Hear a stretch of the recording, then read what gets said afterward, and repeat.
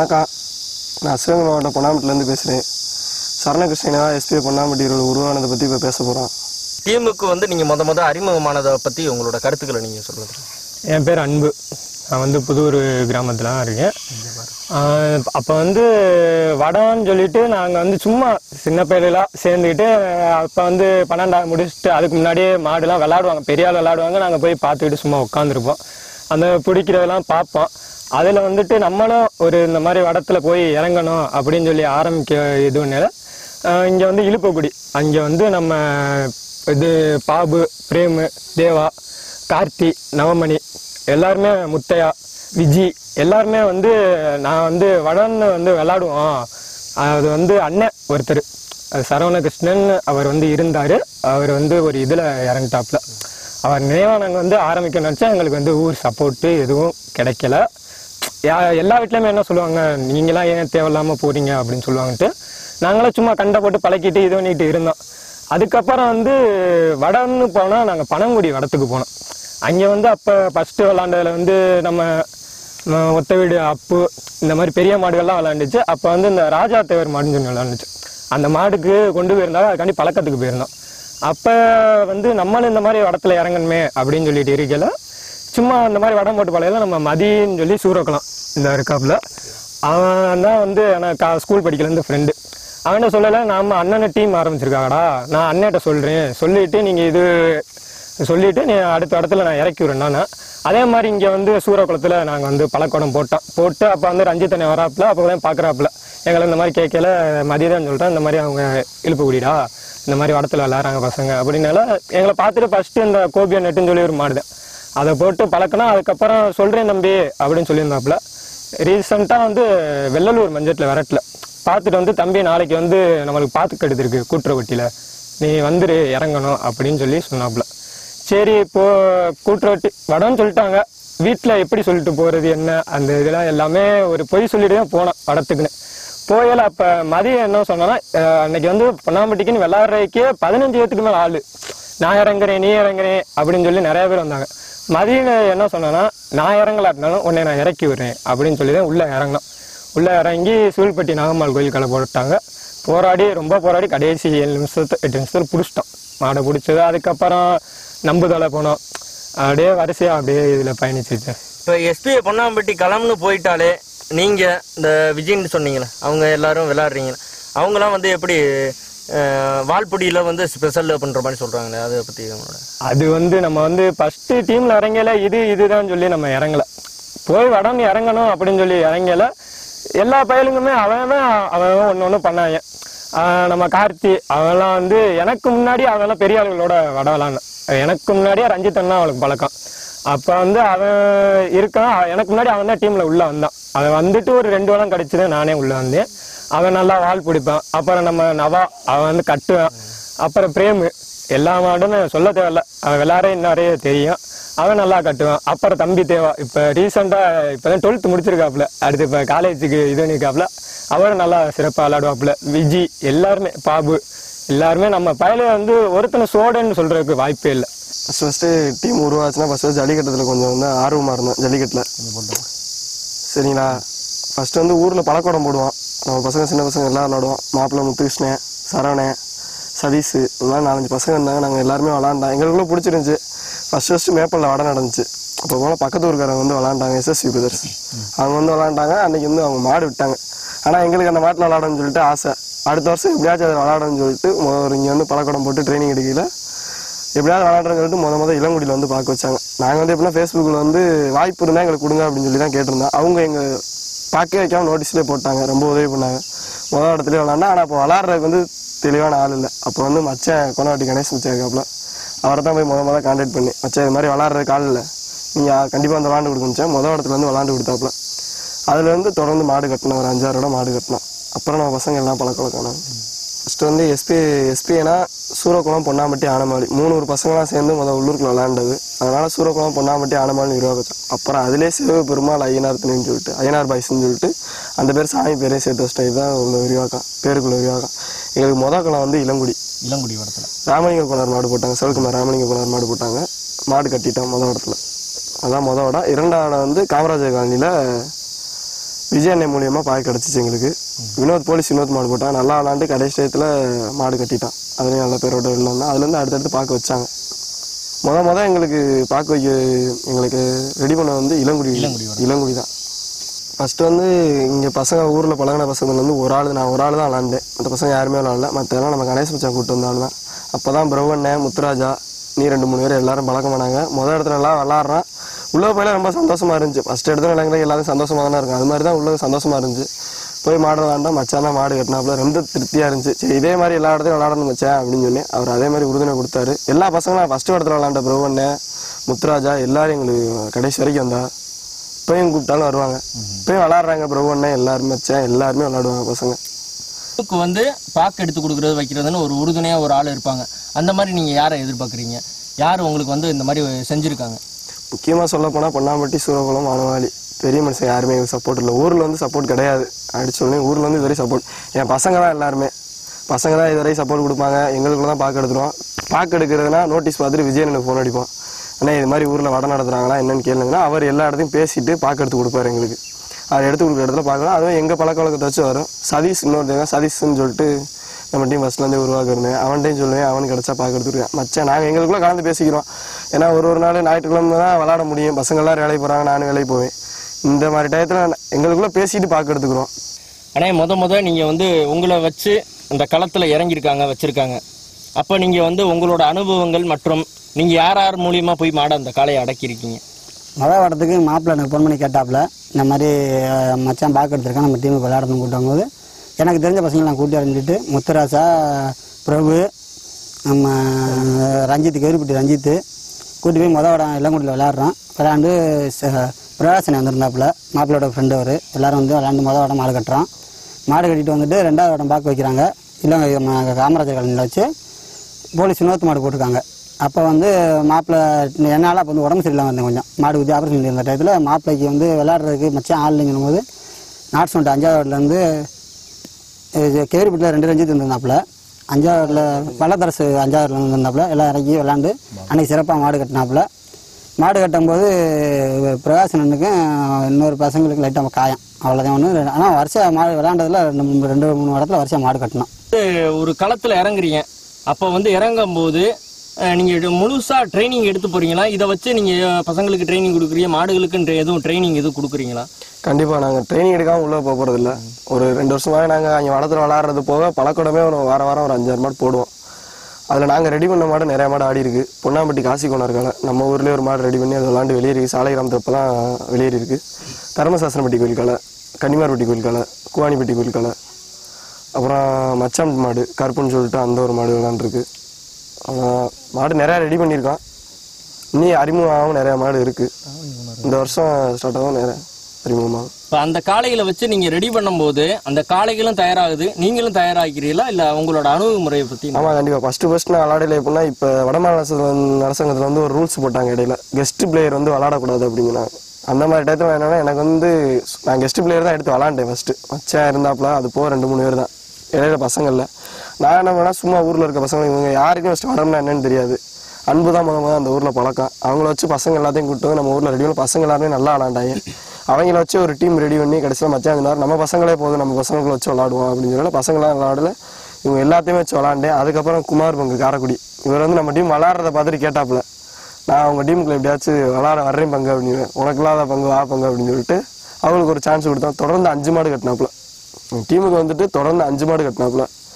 அதுலேருந்து அவர் எந்த இடம் விளாட முடியுதோ இல்லையோ உள்ளே கறக்கி விட்டுருவோம். அதே மாதிரி புதூர் அருணனே சொல்ல வேணாம் தான் உட்காந்துருக்காப்புல. எஸ்பி ஆட்டனே ஏதாச்சும் கடைசி ஒரு நிமிஷம் இருந்தாலும் மாடு கட்டிடுவாப்புல. அந்த மாதிரி திறமை அப்படிதான் பசங்களை உருவாக்குனே. அவங்க இதுவரை கடைசி வரைக்கும் அவங்க கூட இருக்காங்க. எத்தனை காளைகளை பிடிச்சிருக்கீங்க? இந்த டீம்ல இருந்து எத்தனை காளைகளை அடக்கிருக்கீங்க? மொத்தம் நாங்கள் இது வரைக்கும் விளாண்டுருக்கு வந்து 2 வருஷமா விளாட்றோம். 81 இடம் விளாண்டுருக்கோம். இந்த வருஷத்துல மட்டும் 7 இடம் வெற்றி. தொடர்ந்து 7 இடம் கட்டிட்டோம் மாடு. அதுக்கு முன்னாடி வந்து 7 இடம் போய் மீறி எல்லா இடமும் விளாண்டோம். 14 இடத்துல மாடு விட்டுருக்கோம். 14 மாடு விட்டுருக்கோம். எல்லா இடங்கள்லயும் சிறப்பா விளாண்டதா நான் வீடியோல பாத்திருக்கேன். எல்லா இடமும் சிறப்பாக தான் விளாண்டுருக்கோம். கஷ்டப்பட்டு தான் மாடு விட்டுருக்கோம். எந்த மாடு டஃப் கொடுக்காம இது வரைக்கும் வெளியேறினது இல்லை. எல்லா மாடும் ரொம்ப கஷ்டப்பட்டுருக்கான். கஷ்டப்பட்டு தான் மாடு விட்டுருக்கோம். இந்த 14 வடங்கள்லயுமே நீங்க மாடு விட்டதுக்கான காரணம் ஒரு ரீசன்னா என்ன சொல்லுவீங்க? ஒரு டயத்துல வெயில் காலம் உள்ளக்கு வந்து ஆட முடியாத சூழ்நிலை. 12 மணிக்கு மாடு போட்டாங்கன்னா உள்ளக்கு யாருமே விளாட முடியாது. அவ்வளோ ஹீட்டாக இருக்கும். கால் பொத்து போகும். பசங்க இப்போ எனக்கு கால் சரியாயிரும், மீதி இருக்கு 5 பேருக்கு சரியாது. அப்போ 9 பேர் உள்ளக்கு விளாண்டாதான் ஒரு மாடு சாதாரண மாடாலும் 9 பேர் விளாண்டா அந்த மாடை கட்ட முடியும். உள்ளக்கு வந்து விளாட முடியாத சூழ்நிலை விட்டுருவோம். மாதிரி பசங்க ஒரு நாள் ஒரு வீட்டு சூழ்நிலையால வர முடியாது. டீம் செட் ஆகாது. அன்னைக்கு வந்து பசங்களுக்குள்ள செட் ஆகாமல் இருக்கும். இந்த மாதிரி இடத்துல மாடு வெளியேறிடும். இப்போ சிறந்த களம்னா எந்த களத்துல நீங்க சிறப்பான முறையில எல்லாருமே 9 பேர் களத்துல இறங்குறான்றாங்க. இந்த 9 பேருமே சிறப்பான முறையில களத்துல இறங்கி விளையாண்ட ஒரு இடம்னா எந்த இடம்? காலாப்பூர் வெள்ளைக்காலை விட்டுருக்கோம். விட்டுட்டானா ரொம்ப சிறப்பாக விளாண்டது காலாப்பூர் வெள்ளை புதூரில் விளாண்டுருக்கோம். எல்லாத்துக்கும் தெரியும். 24 நிமிஷம் நாங்கள் நிற்கல, மாடு நிற்கல. ரொம்ப டஃப் கொடுத்தான்னா அவ்வளோக்கு மாடு வெளியேறி சிறப்பாக வெளியேறிச்சு. எனக்கு பிடிச்ச காலாப்பூர் வெள்ளைக்காலை தான் இது வரைக்கும். எங்கள் டீமுக்கு ரொம்ப டஃப் கொடுத்தோன்னா அந்த ஒரு காலை தான். இப்போ ஒவ்வொரு களத்துக்கும் போறீங்க. ஒவ்வொரு களத்துக்கு போகும்போது காயப்படாம வரீங்களா இல்லை எப்படி? அந்த அந்த பரிசு தொகையெல்லாம் நீங்க என்ன பண்ணுவீங்க? காயப்படாமல் வரப்போறதில்ல. எல்லா இடத்துலையும் முடிஞ்சளவு காயப்படாமல் வெளியேறி கூட்டு வந்தேன். பசங்க எல்லாத்தையுமே தெரியும். காயப்பட விட மாட்டேன் உள்ள யாருமே. இது வரைக்கும் பொன்னாம்பட்டி டீம் எடுத்துக்கிட்டா யாரும் அவ்வளோ காயப்பட்டு யாரும் சொல்ல மாட்டாங்க. எல்லாத்தையும் தெரியும். மற்ற டீம் மாதிரி நாங்கள் கால்குள்ள இருந்து பிடிக்கணும். 25 நிமிஷம் முடிஞ்சளவு எங்கள் எனர்ஜியால் இருந்தளவு நாங்கள் போராடி அந்த மாடை வால் எடுத்தே கட்ட பார்ப்போம். முடியாத பட்சத்துக்கு பசங்களாம் மனசு வச்சா முட்டுவாங்க. நாங்கள் முட்டுன்னு கட்ட போடலாம். அவங்க மனசில் இருந்துச்சுன்னா அவங்க முட்டினா கட்டுவோம். கண்டிப்பாக கட்டுவோம். அது மாதிரி தான் விளாடுவோம். பசங்க யாரும் காயப்படாமல் வெளியேறிடும். எங்களுக்கு ரோல் மாடல்னால் சிவகட்சியுமே அரட்டாவட்டி டீம் தான். சிவகட்சி வந்து முட்டி கட்டுவாங்க. ஆனால் அவங்க வால் பிடிக்கிறது வந்து திறமையான ஆள். எனக்கு நல்லா தெரியும். அவங்க டீம் வச்சு ரோல் மாடலாக வச்சுருவாங்கன்னா அரட்டாவட்டி அதோட எப்படின்னா அவங்க வந்து முட்ட மாட்டாங்க. மாடு எந்த மாடு போட்டாலும் வால் பிடிச்சி தான் கட்ட நினைப்பாங்க. பழைய பிளேயர் எல்லாமே அவங்க எனர்ஜி வந்து தெரியும். அந்த அளவுக்கு என் டீமை கொண்டு வரணும். கடைசி வரைக்கும் பசங்களாம் ஸ்பீடாக இருக்கணும். முடிஞ்சாலும் விளாட்ணும். காயப்படாமல் வெளியே வரணும்னு ஆசை. சப்போஸ் அதையும் மீறி உள்ளே காயப்பட்டுச்சுன்னா அன்னைக்கு வர்ற ப்ரைஸு காயப்பட்டாலும் செலவழிச்சிரும். காயப்படலை மற்ற இடத்துல காயப்படாமல் வெளியேறி வந்துட்டோம் அப்படின்னா பசங்க எல்லாத்துக்கும் காணிக்கை எடுத்துக்கிட்டு மீதிக்காக சேர்த்து வச்சுருப்போம். அடுத்த இடத்துக்கு போகிற தூரத்தில் இது மாதிரி புதுக்கோட்டை ஏரியா அந்த ஏரியா போகிற செலவுக்கு நாங்கள் யூஸ் பண்ணிக்கிறோம். எஸ்பிஐ டீமுக்கும் உங்களுக்கும் என்ன அனுபவம், அதை பற்றி உங்களோட கருத்துக்களை மட்டும் நீங்கள் தெளிவாக சொல்லிடுங்க. 2017 வந்து மஞ்சள் ஜல்லிக்கட்டுலாம் தடையில் நீக்கி வரும்போது நான் கொஞ்சம் ஆர்வமாக ஜல்லிக்கட்டில் இருக்கும்போது ஜல்லிக்கட்டுக்குள்ளே போகணும்னா என்னென்னா ஒரு மாடு இருக்கணும் இல்லை வீரர்கள் இருக்கணும் அப்படின்னு நினைக்கும் போது எனக்கு மாடு வளர்க்குற இன்ட்ரெஸ்ட்டும் கிடையாது. இன்ன வரைக்கும் நான் மாடை தொட்டதும் கிடையாது. ஒரே ஒரு மாடம் ஃபோட்டோ எடுத்திருக்கேன் மாட்டில், அவ்வளோதான். மற்றபடி கிடையாது. அப்படின்னும் போது ரஞ்சித்தும் சதீஷும் 2 பேருமே வந்து ஃபேஸ்புக்கில் வந்து எங்களுக்கு மாதிரி நாங்கள் எஸ்பிஐ பொன்னாம்பட்டி டீம்னு ஆடுறோம், எங்களுக்கு வாய்ப்பு கொடுன்னு கேட்குறாங்க. நான் சொல்கிறேன் இந்த மாதிரி வந்து நடத்துகிறேன், உங்களுக்கு டீம் விளாட்லாமான்னு கேட்கும்போது சரி என்ன சொல்லும்போது அப்போ நான் கேட்டேன்னா நான் உங்களுக்காண்டி நிற்கிறேன் என்றைக்கு இருந்தாலும், எனக்காண்டி யாரும் இல்லை போது இல்லைன்னா நாங்கள் ஊருக்காண்டி ஆடுவோம்னு சொன்னாங்க. அன்னைக்கு சுச்சுவேஷன் நான் ஊருக்காண்டி ஆடுவோம்னு சொல்லும்போது சரிம்மா அவங்க ஊருக்காண்டி ஆடுங்க, நான் உங்கள் பின்னாடி என்னைக்கு நாள் நிற்கிறேன். இன்ன வரைக்கும் ஊருக்காண்டி தான் ஆடுறாங்க. நான் உங்களுக்கு இன்ன வரைக்கும் பின்னாடி தான் நின்றுட்டே இருப்பேன். எப்போயுமே உறுதுணையாக எப்போயுமே இருப்பேன். அன்னையிலேருந்து சரி இன்னை வரைக்கும் சரி 1000 அணிகள் இருக்கலாம். எனக்கு பிடிச்ச ஒரே அணி எஸ்பிஐ பொன்னாம்பட்டி அணி மட்டும்தான். அவங்களுக்காண்டி நல்லதோ கெட்டதோ எங்கேனாலும் நான் நிற்பேன், எழுதுவேன். இந்த களத்தில் மட்டும் இல்லாமல் வர்ணையாளராகவும் நீங்கள் வந்து மைக்கில் பேசுகிறீங்களே, அதை பற்றி எப்படி உங்களோட அனுபவத்தை நீங்கள் கொஞ்சம் இதாக? இல்லை, பொன்னாம்பட்டி டீம் வச்சு தான் நான் வந்து வடத்துக்குள்ளே வந்தேன். நான் மஞ்சள் வச்சேன் ஃபஸ்ட்டு. அப்போ வந்து பொன்னாம்பட்டி டீமை நான் அறிமுகப்படுத்தி இது பண்ணும்போது உள்ளே வரேன். மகேந்திர பூபதி இருக்காப்புல, அவரும் தீபக்கும் பேசுகிறத பார்த்து எனக்கு நான் சின்ன பேச நல்லா பேசுவேன். சரி பேசணும்னு ஆசைப்பட்டு சரி அவங்கள்ட்ட போய் மகேந்திரன்ட்ட கேட்கும்போது நீ பேசுகிற தம்பி, பேசுகிறதுக்கு ஆள் இல்லை, வடமஞ்சு நிறையா வந்துருச்சு, நீங்கள் எல்லோரும் பேசுங்க அப்படின்னு அவர் தான் எனக்கு ட்ரைனிங் கொடுத்தாப்புல. பேசினேன். அதுக்கடுத்த காலகட்டத்தில் என்னால் பேச முடியல. வடமஞ்சள்கிட்ட ஒருங்கிணைப்பாளராக அப்படியே போயிட்டேன். அதனால் பேச முடியல. இன்னமும் வாய்ப்பு கிடைச்சா கண்டிப்பாக பேசுவேன். வடமாடு களத்துக்குன்னு போயிட்டான் எஸ்பிஐ டீம் வந்து விளையாடும் போது நீங்க வர்ணாளராக இருக்கும்போது உங்களோட சுச்சுவேஷன் எப்படி ஒரு மன தன்மை எப்படி இருக்கும், உங்க மனநிலை எப்படி இருக்கும்? நான் வந்து அந்த இடத்துல மைக்கே பேசியிருந்தாலும் சரி, பயில விளையாடும் போது மைக் பேசவே மாட்டேன்.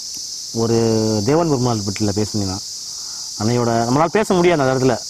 ஏன்னா அவங்க சுச்சுவேஷன் என்னன்னா, மாடு கட்டுவாங்க இல்லை கட்ட மாட்டேன், காயப்பட்டுருமோ. மாடு கட்டுறது வேற விஷயம், காயப்பட்டாமல் வீட்டுக்கு வந்து சேர்ந்துடணும். ஏன்னா ஊர் ஒற்றுமை இல்லாமல் பயிலெல்லாம் விளாண்டுக்கிட்டு இருக்காங்க.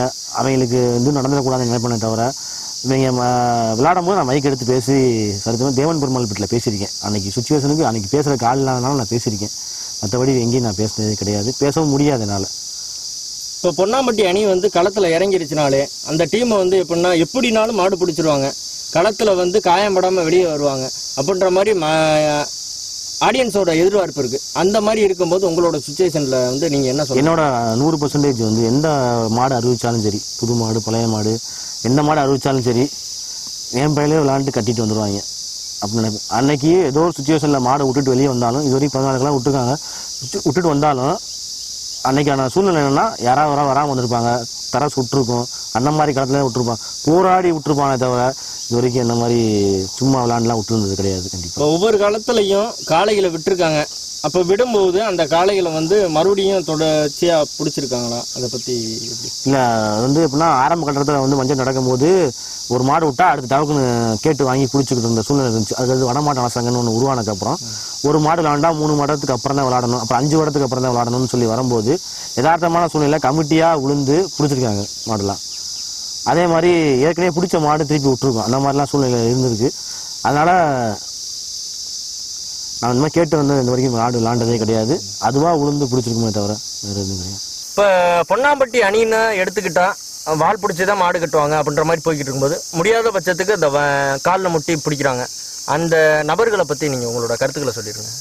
நம்ம டீம்ல பொறுத்தவரை முற்றுக்கு வந்து வாய்ப்பு கம்மி தான். ஏன்னா எல்லா மாடுமே எவ்வளோ பெரிய டஃப் கொடுக்குற மாடாக இருந்தாலுமே நம்ம வந்து அந்த வாழை எடுத்து பிடிக்கிற அந்த ஒரு மைண்ட் செட்டில் தான் இருக்குமே ஒழிச்சு யாரும் அந்த முற்ற நினப்புக்கு வராது. முடியாத பட்சம் அப்படி முட்டன்னா நம்ம இது டீமில் வந்து அச்சுமான் இருக்காப்புல, அவர் வந்து காரைக்குடி சதீஷ் அவர் பேர், நாங்கள் கூப்பிட அச்சுமான் தான் கூப்பிடுவோம். அவர் வந்து முடியாத பட்சத்துக்கு அங்கே அப்படின்னு சொல்லி கேட்டாவே போதும், அவரே சொல்ல மாட்டாப்புல, கண்ணா காமிச்சிட்டு அவர் போய் முட்டிடுவாப்புல. ஆனால் முட்டுனாலும் அவர் வந்து காயம்படாத அளவுக்குள்ள அதுக்குள்ளே மாட்டில் ஆள் வந்துடுவாங்க. அப்படி வந்து அவருக்கு பெரிய காயம் படுற அளவுக்கு இருக்காது, கம்மியாக தான் இருக்கும். மணி அவருக்கு வந்து நம்ம கருங்காலக்குடி, அவர் வந்து நம்ம டீமுக்கு நல்லா முட்டினாப்புல. நாட்டரசங்கோட்டையில் வந்து கல்லில் பாண்டி சேவை போட்டதில் வால்லாம் எடுத்து நிப்பாட்டிட்டான். அன்னைக்கு முட்டுற சூழ்நிலை வந்துருச்சு, முட்டுனாப்புல அதில் வந்து பலத்த காயம் அவருக்கு வயிற்றுல இது இந்த காலில், அதில் பலத்த காயம் இருந்துச்சு. அதுக்கப்புறம் நம்மளுக்கு இறங்கினாப்புல. இப்போ அவர் நம்மளுக்கு எப்பயும் இறங்குவாப்புல, இப்போ கூப்பிட்டாலும் இறங்குவாப்புல. நீங்கள் வந்து நல்லா விளாண்டு விட்ட மாடுனா ஏதோ நீங்கள் நாங்கள் டீம் ஆரம்பிச்சுட்டு முத விட்ட மாடுனா அந்த மாடு எங்கள்கிட்ட தான் அறிமுகம் ஆச்சு. கோயில்பட்டி விஜயன் அழகு பண்ணி மாடு தான் முத நாங்கள் டீமில் விளாண்டுட்டு விட்ட மாடு. ரொம்ப காயப்பட்டான், ரொம்ப பாஞ்சு பிடிச்சி எல்லாத்தையும். அதுக்கப்புறம் திருப்பி விளாண்டா அன்னைக்கு ஆள் சூழ்நிலை சரியில்லை, சரியான சூடு, விளாட முடியாத சூழ்நிலை, உள்ளக்கு யாரும் விளாடவே முடியல. பிறந்து போராட்டமா முடியல, விட்டுட்ட மாடை விட்டான். கட்டின வரைக்கும் அவங்க மாட்டு மேலே எந்த தப்பும் இல்லை. அதுக்கப்புறம் காலாப்பூர் வெள்ளைக்காலை திறமையாக விளாண்டான், மாடும் திறமையாக விளாண்டு வெளியேறிச்சு. திருவாரூர் ஐயம் இல்லை, அது நாளைச்சு ராமநாதர் சச்சின். இந்த மாடு 3 நாங்கள் டஃப்பாக தான் விளாண்டோம், எல்லா மாடுமே டஃப்பாக தான் விளாண்டோம். இந்த 3 மாடு எங்களுக்கு ரொம்ப டஃப் கொடுத்துச்சு. போய் நீங்கள் மாடு விட்டுருக்கீங்க, அப்போ வந்து அந்த காளையை வந்து நீங்கள் பிடிச்ச ஆகுன்ற மாதிரி எதுவும் கேட்டு வாங்கி மாடுகளை பிடிச்சிருக்கீங்க? இதுவரை கேட்டு வாங்கி எந்த மாடு நாங்கள் விளாண்டதில்லை, விளாடவும் மாட்டோம். இனிமேல் நாங்கள் விளாட போகிற காலத்துலேயும் இது வரைக்கும் நாங்கள் மாடு கேட்க மாட்டோம். எங்களை கேட்டு விளாண்டா உசுரே போனால் அந்த மாடை விட மாட்டோம். எஸ்பிஐ பொன்னாம்பட்டியே வேணும் எங்களுக்கு, அந்த டீமே போடுறதுனா உசுறு போனால் அந்த மாடை இது வரைக்கும் நாங்கள் விட்டதில்லை. இதுவரை கேட்டு போட்டிருக்காங்க, பேர் சொல்ல விரும்பலை, இது வரைக்கும் விட்டதில்லை மாடு. கடைசி 1 நிமிஷம் போராடி கட்டிவிடுவோம், அந்த மாதிரி மாடும் கேட்க மாட்டோம். நாங்கள் விட்ட மாடு சப்போஸ் எங்களுக்கு நீ வரப்போகிற காலத்தில் விழுந்தா கண்டிப்பாக விளாண்டு மாடை பிடிப்போம். ஜல்லிக்கட்டை மீட்டு தந்த மாணவர்களுக்கும் அதுக்கு உறுதுணையாக இருந்த பெற்றோர் அனைவருக்கும், அதுக்கு இருந்த இளைஞர் அனைவருக்கும் நன்றியை தெரிவித்துக்கொள்கிறோம். பொன்னாம்பட்டி இளைஞர்கள் சார்பாகவும் எஸ்பி நண்பர்கள் சார்பாகவும் நன்றியை தெரிவித்துக் கொள்கிறோம். சில கொரோனா ப்ராப்ளத்தினால வந்து 2020 ஜல்லிக்கட்டு தடை பண்ணியிருக்காங்க. 2022 வடமாடு முஞ்சலிட்டுக்கு சிறந்த முறையில் பொன்னாம்பட்டி எஸ்பி நண்பர்கள் தயாராகிட்டு பழைய வீரர்கள் மட்டும் இல்லை, புதுசாக இளம் வீரர்களும் ரெடி ஆகிட்டு இருக்காங்க. கண்டிப்பாக சிறந்த முறை 2021 விளையாடி வெற்றி பெறுவோம் என்று தெரிஞ்சுக்கிறோம். எங்களுக்கு இது வரைக்கும் ஒத்துழைப்பு அளித்த வடமாநில நலசங்கத்துக்கும் தமிழ்நாடு ஜல்லிக்கட்டு பிறவை அனைத்து நல்லுள்ளங்களுக்கும் எங்களுக்கான ரசிகர்கள் அனைவருக்கும் நன்றியை தெரிவித்துக் கொள்கிறேன்.